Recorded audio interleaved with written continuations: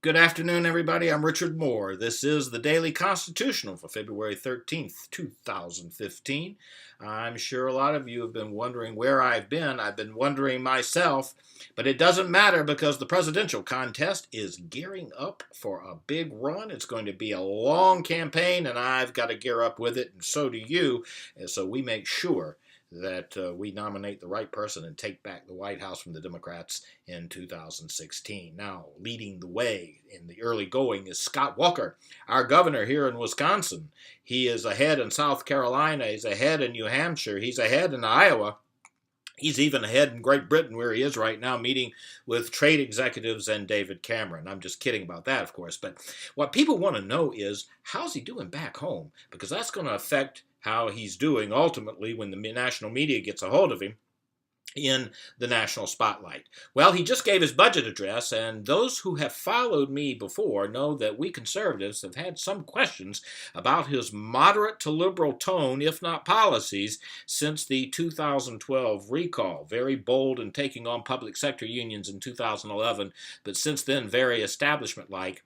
Well, the good news is, in his budget document, the governor has given us a very bold, daring, conservative budget proposal. We don't know what the legislature will do with it yet, but many things that conservatives have wanted for a long time, Governor Walker has included in this proposal. He's gone after the Department of Natural Resources. They're loaded with environmentalist radicals. We call them radical aestheticists who want to push global warming policies from all throughout the agency on a day-to-day basis, from culvert replacement to deer management to trout management, you name it.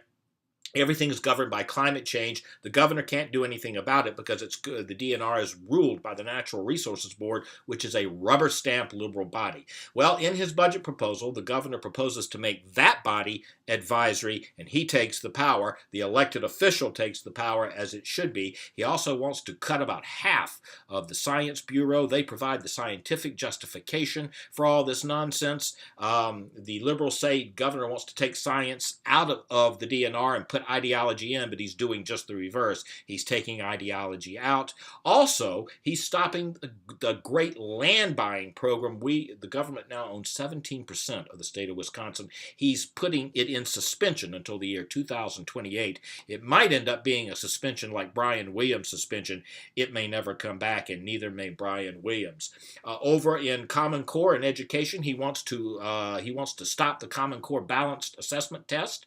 That's a great thing. Lift the caps on school choice. He's focused more on cutting spending. In previous budgets, he's cut taxes. He's cut taxes by $2 billion, but he forgot to cut the spending. Now he's making up for that. In transportation, he attacked the smart growth agendas, taking out complete streets programs that funnel money to bike and pedestrian paths and cut off access to small businesses.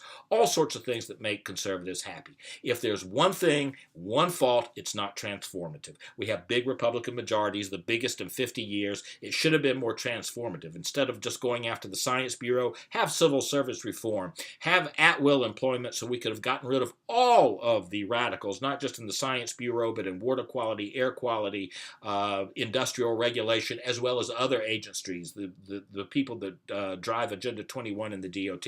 Should have had that.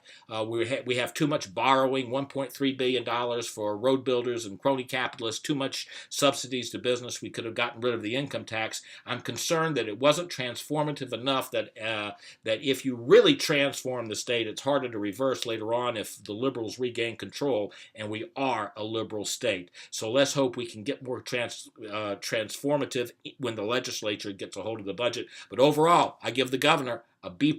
It's a good, solid, working conservative document. I hope everybody has a great weekend. We start the American Investigator again on February 26th. That'll be on Thursdays, 2 to 3 hours. Investigations, news, analysis, and guests. And Monday, Tuesday, Wednesdays, and Fridays we'll be here with the Daily Constitutional. Please join me. Have a great weekend. I'm Richard Moore.